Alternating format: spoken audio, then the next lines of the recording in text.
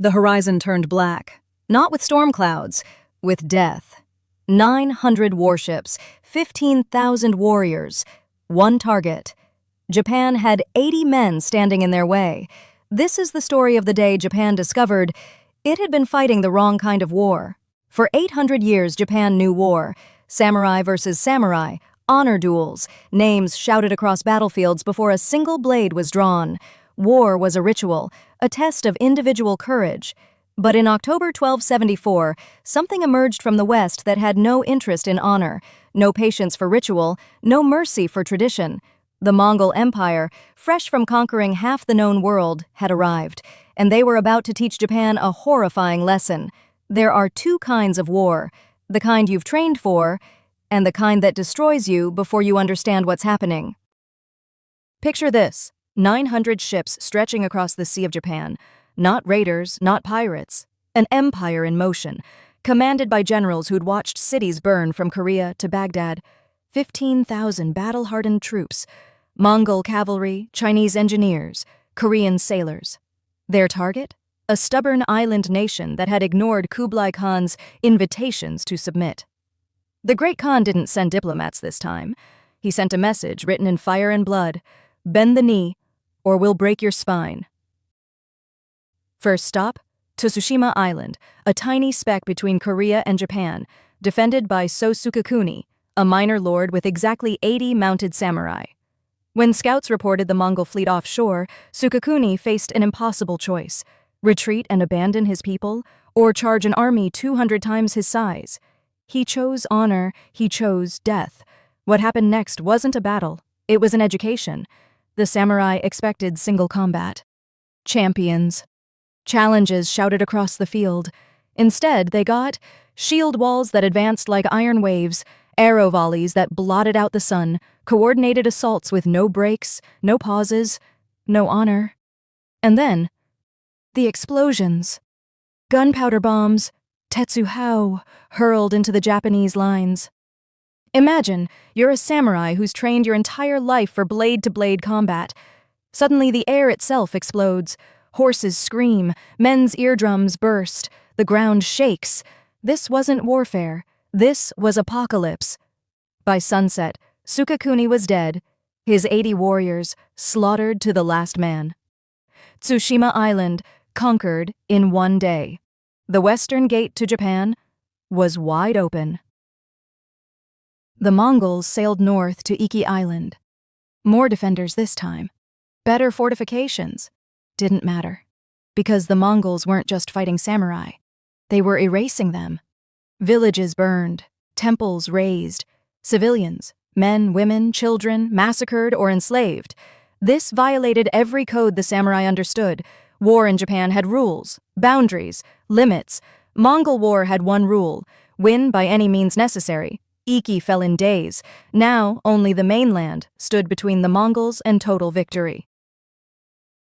The invasion force landed at Hakata Bay, the gateway to Kyushu.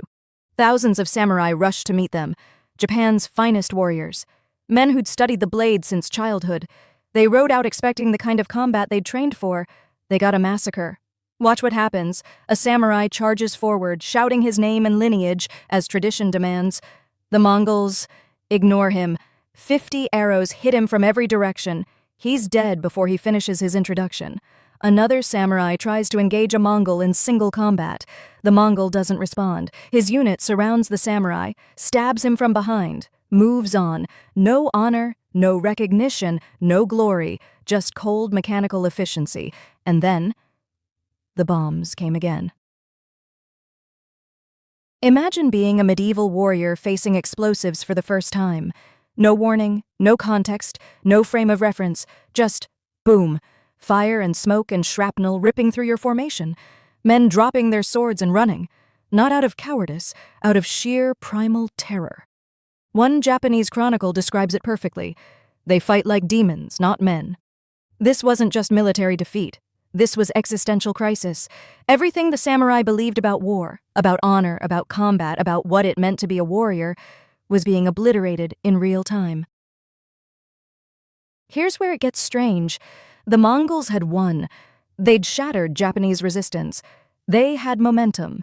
They had numbers. They should have marched inland and conquered Kyushu. Instead, they stopped. They retreated to their ships. Why?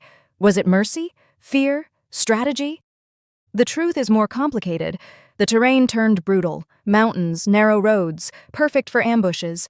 Their horses were dying. Supplies were running low. Japanese night raids were constant. And this was a test invasion, not a full conquest. The Mongol commanders made a choice. We've learned what we need. Let's regroup and come back stronger. It was the right tactical decision. But that night, something happened that changed everything. The wind began to rise. Waves grew taller. By midnight, a massive storm slammed into Hakata Bay. Ships collided. Anchors snapped. Vessels were driven into rocks. By dawn, dozens of ships were destroyed. Hundreds of men were drowned. The Mongol commanders saw the carnage and made the call. We're leaving. Japan had survived, but not because they won, because nature intervened. In the aftermath, Japanese chronicles spun the story. The gods sent a divine wind to protect Japan. Kamikaze, the wind of the gods. It's a comforting story. It's also dangerous, because here's what really happened. The samurai were tactically demolished, Japanese defenses were laughably inadequate, the Mongols weren't defeated. They chose to leave. And the storm? Lucky timing, nothing more.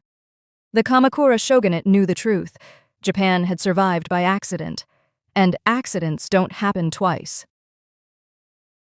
Orders went out across Kyushu. Build coastal walls, reorganize defenses, train for mass warfare, not duels. Prepare for the unthinkable. Because everyone knew the Mongols would return, and next time they wouldn't be testing, they'd be conquering. The storm had bought Japan time, not victory, just time. Kublai Khan sat in his palace, studying reports from the invasion. He knew Japan's weaknesses now. He knew their tactics. He knew exactly how to break them. And in 7 years, he would return.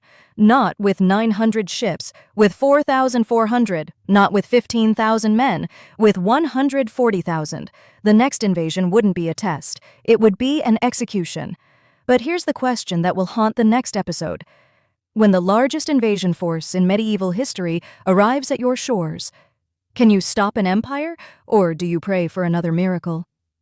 Next time, the second invasion of 1281, the storm that became a legend, the battle that defined a nation, and the moment Japan discovered that sometimes even empires can drown. Don't miss it.